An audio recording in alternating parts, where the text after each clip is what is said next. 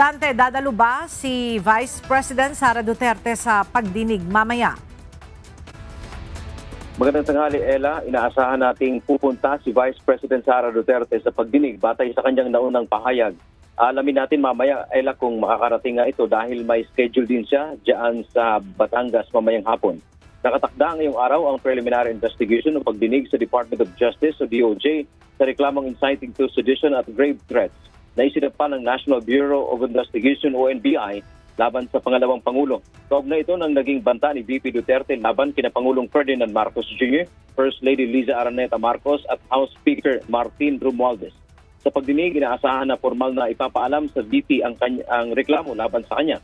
Umaasa si DOJ Secretary Crispin Remulla na dadalo ang Vice Presidente at gagawaran naman anya ito ng karampatang paggalang. Ito anya ay kanyang karapatan at marapat lamang na kanyang gamitin. Pero hindi naman obligado ang Vice Presidente na dumalo sa pagdinig o maaari naman na ang kanyang mga abogado ang kakatawan sa kanya. Una na rin sinabi ni Remulla na pwedeng magdala ng security ang pangalawang Pangulo sa preliminary investigation. Yan man ang ating update mula dito sa Maynila. Balik sa iyo, Ella. Maraming salamat, Dante Amento.